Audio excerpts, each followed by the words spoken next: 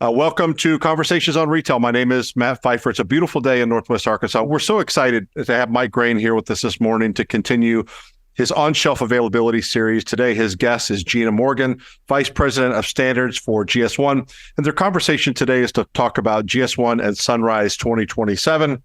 Just a couple things in the way of housekeeping before we get started. Very, very briefly, I want to thank the University of Arkansas, who's been recognized for the second year in a row as the #1 undergraduate supply chain program in North America, and you can learn more about that program.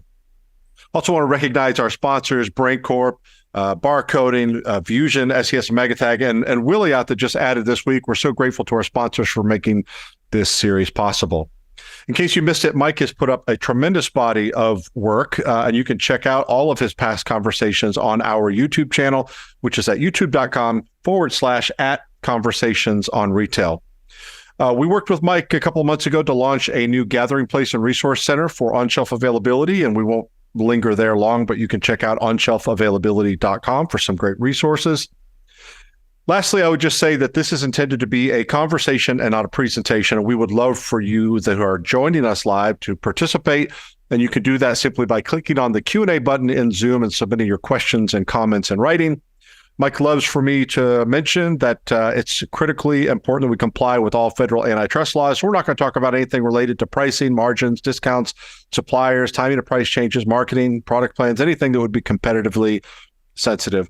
Last thing is the opinions of Mike and his guests are their own and not necessarily those of Conversations on Retail. So before acting on their opinions and recommendations, make sure that they are suitable for your own circumstances. Mike, with that, finally, I will turn it over to you. Thank you so much for your patience and looking forward to this conversation. Absolutely. So a couple things. First off, that don't share any pricing, any conflict of interest or anything that looks like an antitrust violation. I got to be honest with you, I've used that line for 25, 30 years now, every time I do one of these conversations, and I take it shamelessly stole it from GS1. So Gina, I know you've had a role in saying that a few times, but I believe it's so powerful that in today's world, we don't do anything that looks like an antitrust violation. Excited my heart. I know you can. Oh, exactly. So just to reiterate, we've got Gina and I who are going to be basically having a series of conversations. It's almost like you've joined us at the coffee shop at the table. So the folks who are on the line are going to be able to hear that. You don't have the ability to actually talk during this, but if you have any questions or any comments that you'd like to make, feel free to use that question and answer button at the bottom of the Zoom. And as we get through this, we will certainly ask those questions. That way we can ask Gina questions that she isn't prepared for, which I love. So Gina, let me start out with a real basic question. Tell us a little bit about Gena Morgan. You've been in the industry a long time. Who is Gena Morgan? Tell us a little bit about yourself. Thank you for asking, Mike. I've been in the industry a long time, right next to you, sir. So it's my pleasure to be here with you. I am Gena Morgan. I have been in the GS1 world of standards and technology for almost going on 25 years now, which is super scary and weird for me. But and I previously was actually a consultant for GS1 US as well as GS1 Global Office, and facilitated the development of a lot of the different standards and technologies and services that you see as part of our solutions now today, including the Global Data Synchronization Network. We had an organization, Mike, called EPCIS Global, which was really the kickstart of RFID technology when MIT said we need supply chain use for this technology, and helped to develop both the protocol standards for that, as well the data sharing standards for that, which we might get into a little bit today.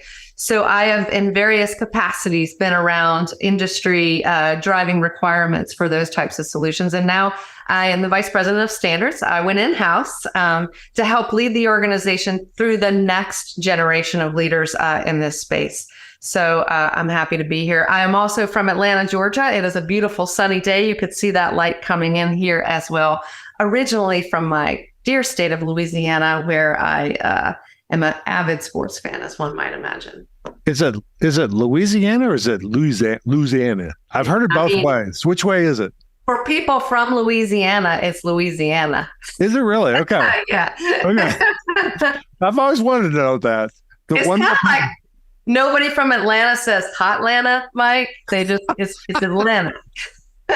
Well, I'm from Arkansas, and people are not from Arkansas. You are from Arkansas? Is that where you're from? Exactly. No, we're not from Arkansas. We're from Arkansas. So way before GS1, you actually started in retail, which is interesting because now you're setting standards for retail. I did a little bit of snooping on your LinkedIn profile. There was a company called Upton's. Yeah. Tell us about Upton's and how did that help shape the work that you are doing now, the fact that you had actually worked in retail before? Well, so Upton's was my second real job in retail. My first one was a department store, and it was a department store in Atlanta. But my first job was with Yonkers department stores. And I started out of college, somewhat out of college after I took a little break. But it was my first retail. That's a whole nother podcast. That was my first real job, I should say, as a buyer for Yonkers department stores in Des Moines, Iowa. Now imagine, Mike, moving from New Orleans, Louisiana to Des Moines, Iowa. A little bit of a shocker there. But that was my first job. I was a dress buyer. I was a merchant, studied to be a merchant at LSU. That was all I ever wanted to do, was be an apparel buyer. And the reason is I had grown up around retail at a department store called Gotcha's in Louisiana.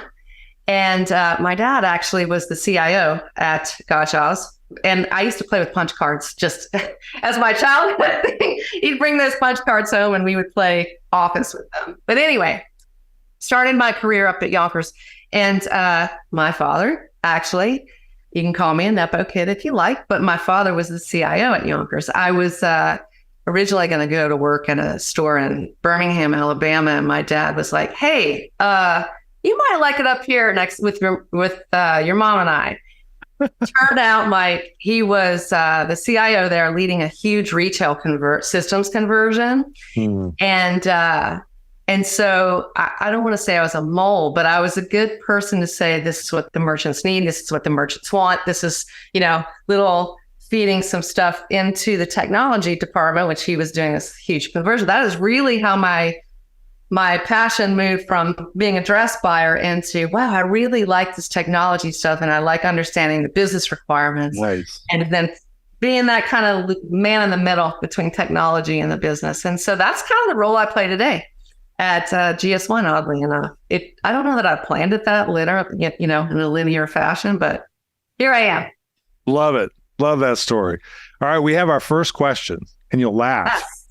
Which is, how do you pronounce, I'm going to say New Orleans. How do you say it, since you are a native of that, you've been part of that. How do you say it?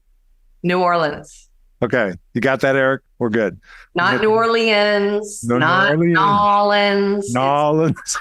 It's so it's 2 words, right? It's 2 words. 2 words, New Orleans. All right. Well, let me tell you a really brief story. I wasn't going to do this, but I've got to love the fact that I've had a chance in my 40-year career to work with GS1. And one of my favorite projects was when I was still with Procter & Gamble working with Walmart. Walmart had a purchasing system that the PO had intelligence in it. And Gina, you can already roll the eyes in the back of your head. So the first 2 digits were the DC number. Then there was the department number, which is 2 digits. Well, the DC number was 2 digits, and they were about to roll out DC number 100, right? Yeah. So a Y2K problem. I won't tell you through all that. Sometime we'll tell you this story. But at the end of the day, what they wanted to do is they were going to move to a non-intelligent purchase order. And then they wanted all of their suppliers to code order number, DC number, et cetera, in all the shipping papers to the EDI platform. And where I was at P&G, I go, we can do that. That'll cost a lot of money, and we just continue to get our stuff unloaded. There's got to be a better way. And I won't tell you all the backstory for that, but that was a day where they said, well, we don't have another option. When the guard shack looks at the paperwork, they go, oh, that goes to door number 7. Yeah. And we started looking with the old GS1 folks. This is probably previous to you. And they go, we've got this thing called the global location number that might be able to be used so you don't have to ask all your suppliers to code proprietary stuff in for Walmart. Best story that GS1 came to the rescue. You guys have always been just a little bit in front of the industry, helping to set standards for things that are happening, which is incredible. So that's one example, but this focus of this group is actually focused on shelf availability. So I'd be really interested from your perspective, how do you see that GS1 has been actively involved working with retailers and CPGs to really help drive supply chain and on-shelf availability? Sure. Well, for those of you who may not be, who are with us today, who may not be GS1 aficionados, I mean, our origin story is the UPC code, and the whole purpose of that code was to improve efficiency at checkout. And we had our first scan. We'll celebrate that 50th anniversary of the first scan of the barcode next year. But that unique identification of a product also then springboarded into a slew of different use cases that helped manage inventory better. As soon as you're managing your inventory better, you have better on-shelf availability. And so for some time, that was the solution to that. And then as we have grown and things have changed and supply chains have become more complex, it's really about what are the technologies that can do that better, do that faster, less friction and whatnot. And so as I mentioned in my overview of who I am, we were really instrumental in developing standards for RFID that can help you. It's not just about, although it's a primary purpose of scanning without a human intervention. What RFID brought to the table is this idea of unique but granular uniqueness to identification of a product. So now you can truly see this visibility to such a fine grain level that your on-shelf availability is essential. So we developed the standards for that. We always go back, Mike, to our foundation of, regardless of data carrier, you have to have global unique identification of what it is that you are selling, what it is that you are stocking, all of those things. So that's really foundational to all of it. And we consistently look around the corner to say, what technologies are around the corner and how does that intersect with standards and leverage what people have invested in already today, to ensure that we can just keep improving on-shelf availability. So you mentioned punch cards. I'm going to take you way back. Here's an item right there. Before there was a UPC code at a discount store, at a grocery store, et cetera, how did people actually ring up these items? Exactly. They would look for a price sticker on the product, and they wouldn't care what it was. It would say it's $4.99, and that's how they do it. You guys introduced the UPC, which fundamentally changed basically the entire supply chain, on-shelf availability, point of sale systems, et cetera, which allows you to be able to basically scan a barcode, which said that's this blue cup, and that blue cup in our system costs $4.99. That's what I'm going to ring up on the register. That's ironically enough, you're celebrating the 50 year of the barcode. At the same point in time, you're implementing solutions to eliminate that. So on this UPC, I scan it and it says I have 10 in the store. Yep. Unpack for us the idea of serialization, because I think people use that word and they don't understand what it means. Today, it's a UPC and it's a quantity of 10. What does it mean in the future when you say you have a serialized item? So this cup is now serialized. What does that mean? Great question. And RFID actually kind of highlighted the value of serialization, because with RFID technology, there's no human that's going scan, Yep. scan, which is, just a human count of, let's say you have 10. Yep. With RFID, it's just a radio wave out there. So unless you serialize, you don't know if you saw one thing 10 times or you saw 10 distinct things unless you serialize. That's the value of serialization. Now I know this is a very specific instance of this hand sanitizer, which is different or identified differently from the next instance of this. And so you can get really fine-grained visibility into what's happening in your store and beyond on-shelf availability, starting to capture serialized data at point of sale. You can tie that to a customer. You could tie that to an incident, whether it be a recall or whatnot, expired product in the future, to have that communication. You can do returns fraud. You can do loss prevention. There's a number of different things that when you tie it to this instance that is walking out the door right now, provides you that difference. To get wonky on it, like that, just you have a class level and you have an instance level of something. And the instance level is that serialized, very distinct instance of the thing. Yep. And when you look at stuff like that, it's a game changer because your visibility just becomes so fine-grained. It may be helpful for the audience if they're new to this thing. Here's the example that I use. If I have two Ford F-150 pickup trucks sitting in a parking lot right next to each other, they're the same color, the same year, the same options, they're all identical. What separates one from the other one is not the license plate, because you could swap license plate. It's the VIN number of that truck, right? That's correct. They have a different VIN number. Exactly. So in this case, I've got this blue cup, which has a UPC, but it has a serial number with it. So it distinguishes there's only this cup that is a unique identifier across that is incredible to think about. And yes, we did it for RFID. We're going to now talk a little bit about, well, what are the other uses of that? Because one of the things that we wanted to talk about is this concept of Sunrise 2027. Okay. Yes. And sometimes people, I get a laugh because sometimes people would announce this as Sunset 2027. We're sunsetting the UPC. That's in fact not the case, right? It's still going to be, that's still going to be alive and well out there. It's going to give people another opportunity. So talk to us a little bit about what Sunrise 2027 is all about. Sure. And I'll tell you where it came from. I think we had a couple of slides if you wanted to show them. But Sunrise 2027 is really about responding to the ever-changing needs of the supply chain. And that starts from between business and business to consumer. And so the consumers' demand for more information about the products that they are purchasing and the ability to get to that information is super important. Can you go back a slide? That was first one. All right, first slide. Sorry.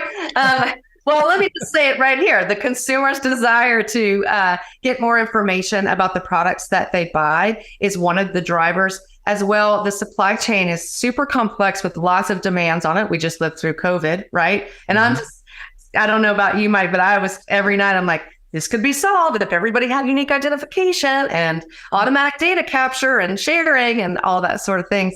And So really, that is what's happening now. The consumers have more expectations and businesses need more data. And that UPC code that just tells you that's a blue cup, we need more, right? Where did that blue cup come from? Who manufactured that blue cup? Did it come from a sustainable source? Et cetera. And then moving to things like food, and food safety is super important. And there's a lot of requirements and regulations coming down for that. What was that batch or lot? Was that recalled? All sorts of things like that. There's more and more demands on knowing what's happening with that blue cup.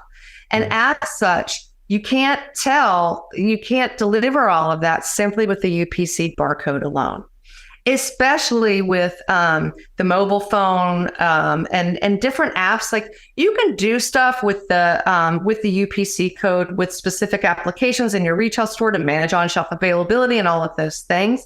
You can do stuff with UPC barcode in an app, MyFitnessPal or whatnot, but you can't really trust that data that is backing that scan came from the original source and all of those types of things. So moving to a 2D code allows a couple of things. It allows granular identification, whether it be at the batch or the lot level or the serialized level, which, like we just talked about, opens up visibility. But it also allows you to possibly embed data elements that might be important, like an expiration date for perishables, possibly a production date, and be able to serve that up. The other key thing is in moving to a 2D barcode, we create, just like it's the UPC code with some additional data. And what's really key is in a web resolvable format. We have the ability with 2D codes to now put that in a web resolvable format. So there's all sorts of different things that can happen with that. So let's break down the benefits to a couple different folks. First off, the customer, the person who's actually buying the product at the store. You recently did a video with John Phillips in GS1. Yeah. I thought it did a really good job of, from a consumer perspective, what the value would be for a 2D barcode. Yeah. Would you like to show that now? I would love to share that now. Thanks for teeing that up.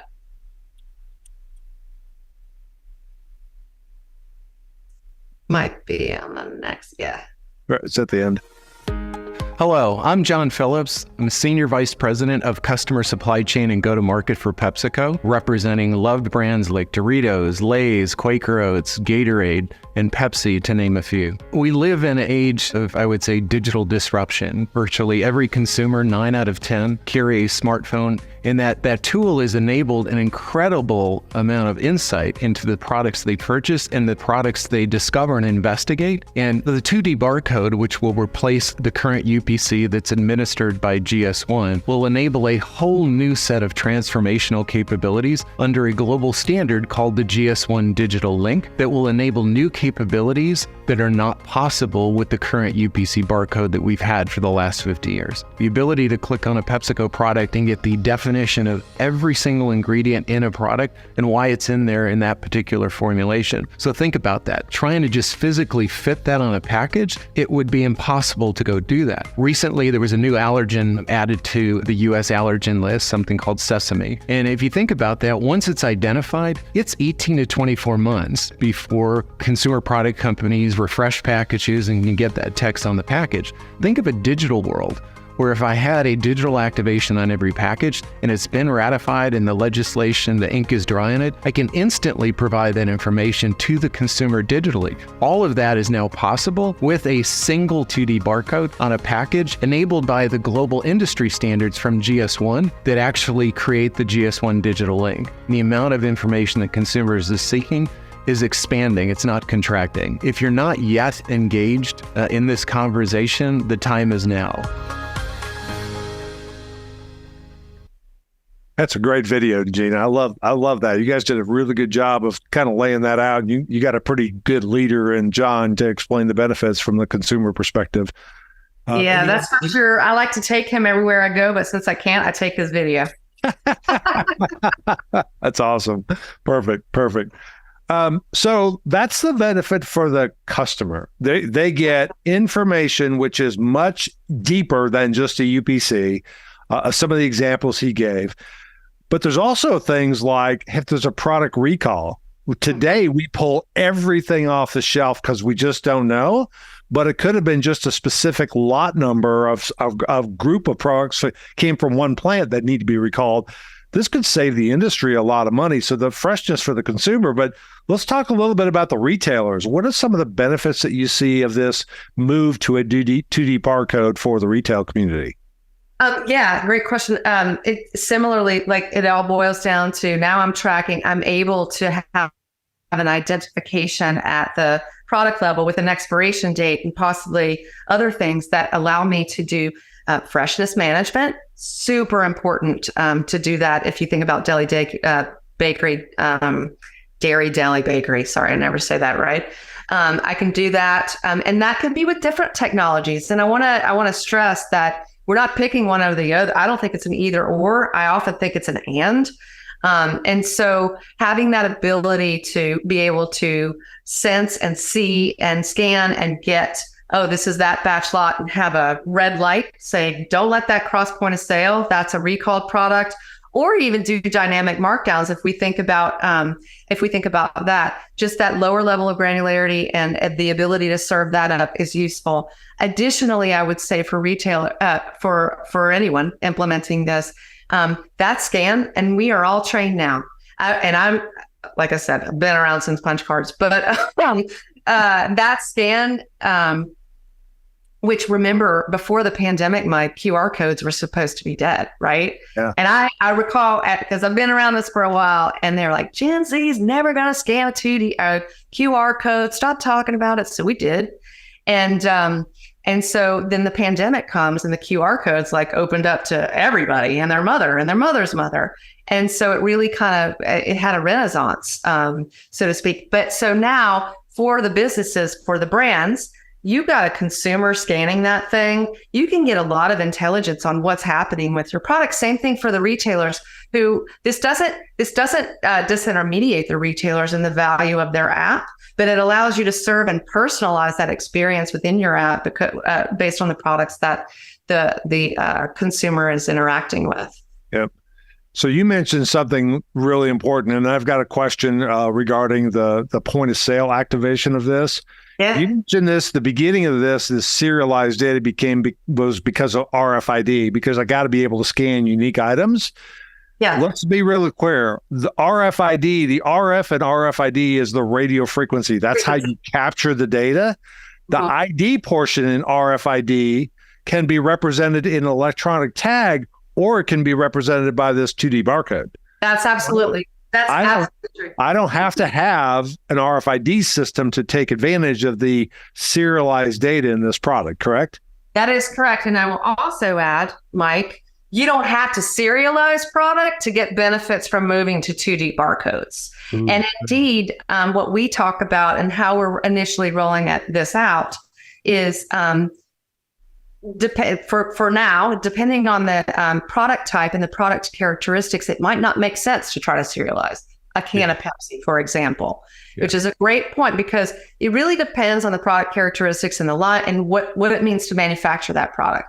Pepsi is super fast line speeds, and serialized barcodes are a unique barcode. And every time you change that serial number, it's not practical, and it's not practical in today's for today, right? The line speeds are too fast. Now there are printing capabilities that enable that, but there's a period of time where we have to get to that point. So I want to make sure we're very clear. This rollout to 2D barcodes doesn't mean everything's going to be serialized. In fact, not at all. Right. It does provide you that ability, and in some categories like apparel, where they're already RFID tagging, it just opens that wide open. But in center store, maybe just the G10 and having that in a web resolvable way, or the label variant is what is important to me and where I can get some use on that. Perimeter of a superstore where you've got perishable goods, I can now put in that lot in that batch. And so there's really a roadmap forward. And so there's no one size here. It depends. And so I want to make sure that we're clear on that. Yeah. So I've got a question from Ron that I think is a really good one that I want to ask you. And I'm not asking you to represent hardware suppliers in any way, shape, or form. But his question is a really good one. What percentage of the deployed scanner or set scales can handle a 2D barcode? Huge expense to replace those. Great question. It's a great question. Yeah, well, we started this initiative with research on that back in 2017 or 18. And really, so the number one requirement for reading a 2D code is it's got to be an optical scanner. Yep. So our research returned back then that it was 87% of the install base were optical. And then it's likely increased since then. We're about to commission a new study, but I think the number was upwards of that by 2027. And so optical for this initiative to be able to read a 2D code at point of sale, extract the G10. That's all the requirement for 2027 is right now is extract that UPC or that G10 and go beep like it does today. All that, what is required for that is a firmware upgrade to the optical scanners that are installed. And we've worked with the top 3 scanner manufacturers in the US, and there's a lot happening globally. China is like way off to the races, mostly for regulation on this, but there's a lot of work in Europe as well with that capability. We've worked with our technology providers here in the US to develop the code necessary to do a couple things, because we didn't want to break. And it's such a great question, Ron, because we can't break point of sale. Great that you have this 2D barcode that could do everything. So we worked with those scanner manufacturers to do some code work to ensure a couple things. I can read this thing fast 40 to 70 items per minute, I think is the standard for the current UPC code. And I can read a URL link and I could get what I need and I can go beep at the same speeds I can do it from a UPC code today. That's number one. And then the second thing that we did was we wanted to ensure in the transitional period, or in the case where there's a UPC and a 2D barcode with the same data, it reads that, but it knows which one to read. It only goes beep once because you don't want to leave the customer being charged twice, of course. Correct. Yeah, So that's not it's a firmware upgrade. It's a firmware upgrade that are being rolled out, and there are some legacy scanners out there that we still have to work on getting and ensuring that firmware upgrade is there. But we anticipate all of the major scanner manufacturers being able to push that within the next 6 to 12 months, if not sooner. I don't want to speak for them, but it's on the roadmap for well before 2027. We're doing active pilots with those folks today. So it's there. Yep. And so just to follow up on Ron's comment, he added back, changing the configuration to extract the G10 is fairly trivial as long as the scanner can scan it. It sounds like for the majority of the optical readers, we should have no issues with that at all. That's correct. Okay. And I want to just one more point, because we have talked about the batch and the lot number and the expiry date, and that's really where you can unpack some value. Our testing also included scanning and extracting those different data elements. There are application identifiers that say you're about to read the G10, you're about to read the expiration date, you're about to read the lot number. So the scanner is able to pull that out and then serve that up to the host system. And then the host, and it can still do that at speed. What the host system does behind the scenes is kind of up to the retailer, but we are working with the major manufacturers there as well. If you're doing stacked data bars for fresh food today, you already do that. So just want to make sure it's not just the G10, it's some of those other data elements as well. Yep, perfect. So there's two more that I can think of right off the top. There's a whole bunch of benefits for this, but one of them that I've heard from the industry is especially related to food and food safety and markdown of food. Think about a world where you literally put an RFID tag or a 2D barcode or both the same and put it on the product. That, by the way, they have to match. Yes. With the data in the RFID tag has to match the 2D barcode, or we're going to have all kinds of challenges. But you can actually encode in that not only the UPC G10, but the serial number and a potential date for like people who are making product in the store, like cookies and candy, it's whatever. You can go, hey, it was manufactured on this date. So by the way, 4 days from now or 3 days from now, whatever, you don't have to go pick up every package and look at it. You can actually use RFID to find those one or two that need to be marked down for a quick sale.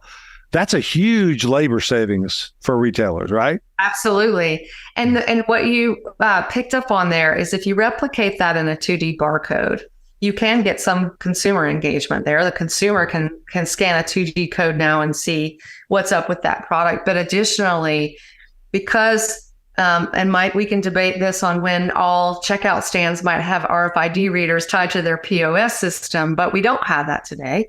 And those things are out there, but it's not an install base that we have today. When you can replicate what's in an RFID tag with a 2D barcode, you can now check out with that 2D barcode and make sense of that. So you've got this rich set of data that you can tie to your sales data and do a number of things like that. Gina, we've been working together too long. You're starting to finish my sentence as we go on. That is the second use case for those. Yeah, I recently had Joe Cole on from Macy's. Yeah. Macy's is a classic, and they're so far ahead of everybody else of leveraging specifically RFID data, but the ID, the serialized data in that to say what left the store that didn't get paid for. Well, the problem is at point of sale today, I'm rigging up that old UPC. Then I'm comparing it to the serialized data that left. So 3 got sold, 5 left. Which 2 left that didn't get sold? I don't know. But what you're saying in the future is I don't have to have an RFID reader at point of sale. That's probably going to disappoint people like Zebra, et cetera, because they'd love to sell more point of sale readers at sale. But the bottom line is the scanner could collect that serialized data. Then I know exactly what item left the store? What 2 of those items left the store that didn't get paid for? Because I'm actually capturing that data at point of sale. I think that's a powerful asset protection use case where I'm literally scanning the unique serial number of that item, comparing it to what left the actual store. Yeah, absolutely. There's another one, and Dillard's speaks with us a lot on this, and they were not as quick to adopt RFID as Macy's, of course, but are jumping on 2D for that use case, Mike, but also returns fraud. And a number of different retailers have, as you know, you go into buy a pair of shoes and they scan the UPC code, then they scan a sticker and then they put that sticker on there. Mm-hmm. And so when you try to return it, they scan the sticker. Well, once you have serialized identification at point of sale, it takes that whole process out of the equation. So walk through that. So I've got a sale of, let's go back to my blue cups. I got 5 of these blue cups. 3 of them, the unique serial number left the store. 2 of them left the store, but never went through a register. That's right. 2 days later, that 2 of those come in and try and get returned to the returns counter. Whatever the messaging to the customer is a different topic, but the retailer goes, those never got paid for. That's correct. So if you can't produce from me your receipt, correct, then guess what? I cannot return that product for you. Right. That's it. Or worse yet, we happen to know that didn't go through a register and left the store. Now you're trying to get money. You have 2 options. A, you can leave my merchandise with me, or B, you can call the police, one or the other. I just, for fun. Well, I mean, listen, that's a real issue right now. Retail, the word escapes me, but organized retail crime. Organized retail crime is a big issue, and then it's coming back, and it's coming back for the cash. And so if you can tie that to an instance of a product and know if it was sold, it'd be great. Yep, exactly. So let's kind of keep moving here. Lots of really cool stuff that this is possible. So GS1 is now delivered and is sharing information about Sunrise 2027. Before we talk about the specific, what exactly has to happen industry-wide to allow this to happen? That seems like a big change. The standards are out there ahead of everybody else, which is great. What exactly involved? What do the suppliers have to do? What do the retailers have to do? What do the solution providers have to do? Great. That's a great question. So sticking with the suppliers and where we're going, like John Phillips said it best, and there are other brands and suppliers that are saying it as well with him. There are benefits to more data and being able to link to additional information about that product, right? All of these use cases made possible by 2D. Yep. Having said that, there's not a mandate for every supplier to move to a 2D barcode. They could keep that UPC only on there if they want to. They're missing out on some value. But I just want to be clear about that. And then the suppliers they can move to and migrate to 2D at whatever speed they want. They can have co-located barcodes and then drop the 1D. The 1D barcode, the 2027 date, is intended to say all retailers should have the capability to read a 2D barcode in the instance that that's the only thing on there. That's our Sunrise date. Yep. We know there will still be a transition because not everybody's got those optical scanners. Not everybody's got those firmware. So we anticipate a transition period. But that's really kind of relationship dependent as well. So that's for the suppliers. On the retail side, it really is working for scanner manufacturers and ensuring that they've got the right firmware upgrade and that their scanners can take that firmware upgrade. And there's some older ones, but most of them, as long as they're optical, will be able to do that and only take the G10. So it's really a matter of working with their scanner manufacturers. Again, for the technology providers, we have been working with those scanner manufacturers. And then next up, it's work with your host system to do all of the cool things that you want to do that are made possible with this additional data you can get from the barcode. Gotcha. So when I started this out, I heard confusion over Sunrise 2027 and Sunset 2027. We are not sunsetting the 1D barcode in 2027. We are enabling the 2D barcode, so it's a Sunrise 2027. That's how I remember it. That's right.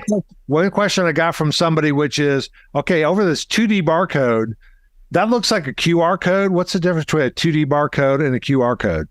It's not. A QR code is one form of a two-dimensional barcode. The other form that you see to the right there is a data matrix code. And you can see just a slight nuance, and it's got a tiny little fraction of a smaller footprint there. You can put a GS1 digital link into either of these, Mike. The difference is, the main difference is on the QR code can be read by any mobile device, any mobile phone. The data matrix can only be read by Android devices. Gotcha. That data matrix, though, comes in super handy. And there's another syntax that you can put into that data matrix, which is we call it GS1 element string. So it's just a bunch of numbers.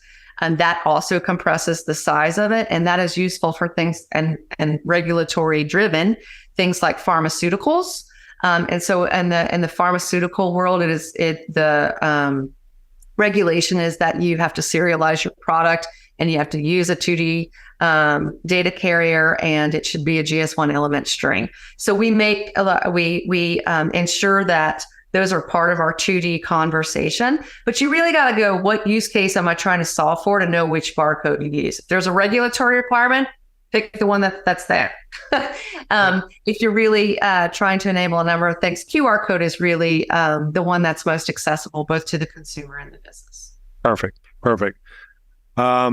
So we had a question said, and I think we've already answered this. Can you throw more light on how a 2D barcode, RFID, and serialization can all work collectively? I think we answered that one, but take one more shot at it just to make sure. Or you can, Mike. I mean, we can answer each other's sentences, but really what the RFID, it allows for non-line of sight inventory capture. It requires serialization. So you've got a serialized G10 in that instance. And really what you're doing with the 2D code is replicating that data, that serialized G10 in a 2D code, but now allowing for consumer interaction with that, because I can read that with my mobile phone. And additionally, I can extract the G10 from that at point of sale and serve that use case. And then I can, if it's appropriate, again, I can do some inventory management, on-shelf availability as well. So that's really the difference between the two is really the capability of the technologies, but it's really getting to being able to identify something at a serialized level. Yeah. So 2D barcode or an RFID tag can have a G10, which is a UPC in essence, a serialized, which makes it unique across the industry, and then other data attributes, right? Those are all defined by GS1. That data can be encoded in an RFID tag. It can also be represented in a 2D barcode.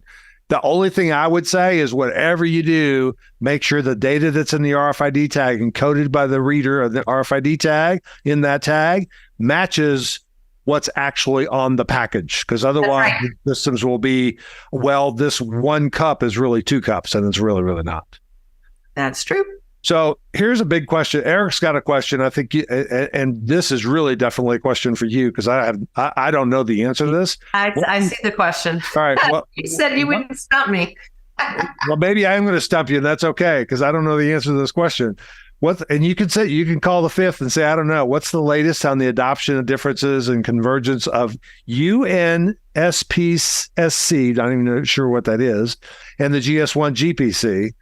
Which would have the greatest impact on on-shelf availability, and how do you see generative AI impacting product classification codes and tariffs? If this is on the final exam, Gina, I'm flunking the class, just so you know. I got to think about that second part as far as product classification and AI are concerned. But I would say that UNSPSC is actually, it's a classification system that we manage in the US, and our healthcare industry at GS1 US, our healthcare industry leverages it for a completely different set of use cases in payments and other types of things. our global product classification system is how we classify products for the purposes of master data sharing and whatnot. So Eric's right. This question. I have this question. Why are these two things different, and why aren't they converging?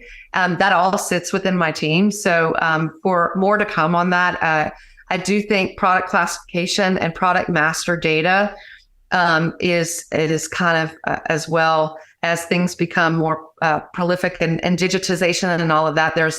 We got these cool technologies, Mike, for barcodes and RFID and sensing and stuff. But when you really want to serve up information to consumers, that master data better be good. Mm-hmm. And product classification becomes super important in that regard. And so that is another strong focus that we'll be having. I can't answer this question specifically on when all these things will happen, but they're good questions, Eric. His response, LOL. He's really proud of the fact that he stumped the panel, both him and I. I didn't understand. You didn't stump me, but I have some of the same questions. I just don't have I tell you another one. The unique serial number also plays out. We never talk about this very much, but it's the whole concept of product authentication. What does that mean? Okay. Well, if I'm Nike and I spent all that money on that marketing swoosh, right? I don't want somebody making a pair of shoes with putting a Nike swoosh on it and selling it for half of what I should be selling it for. That destroys the credibility of my brand. So in the future, if Nike actually uses a unique serial number using RFID or 2BR code, they can tell retailers these are unique barcodes, serial number combinations, SG10s, if you will, that are legitimate Nike products. If you have other Nike products in your system that doesn't have that, they're not true. Same with pharmaceuticals, right? I can promise you that this pharmaceutical item, I know John Worthen from he's got his own company now looking at the pharmaceutical industry. This is a huge opportunity to make sure that the pharmacy is actually delivering product customers that came from the manufacturers. Any other idea, any other concepts that would be helpful, examples that would be? No, I mean, those are all great examples. And we talked forever, like since the dawn of RFID technology. Wow, you're at the serialized level that could prevent counterfeiting. Yeah. And I went down this road a few years ago and discovered blockchain as a tool in the toolbox for anti-counterfeiting. Sure. So serialization and potentially that. There are other technologies that allow you to kind of cryptographically secure and share in a decentralized way whether or not this number is authentic that we are exploring as part of our innovation arm. Because people can get more and more, the more sophisticated the technology, the more sophisticated the folks get. It just keeps evolving, right? On how to help solve for some of those things. But serialization is the first step for sure. Yep. Well, and to do a shameless plug, we don't have time to go into this now, but one of the things that people have said, well, I'm going from a UPC 1, 2, 3, 4, 5, and I've got 1,000 of them, to I now have 1,000 individual records for each one of those. That's a massive amount of data. How do you do that? And you guys have developed a platform called EPCIS, which is a standard in place to allow that to be shared amongst trading partners. Where can people go to get more information on that? Because I think it's a powerful set of tools that was developed years ago that people are just now saying, boy, that would really be helpful if we knew more about it. Gina, you're the person? Yeah. All right. Yeah, I was the facilitator of the development of that standard with one of my dearest friends who's not here with us anymore, Ken Traub, and it was 2007, Mike. Wow. And so I always tell the story that it's a good thing that my job doesn't, that I personally don't require instant gratification in my job for fielding any value because it never comes.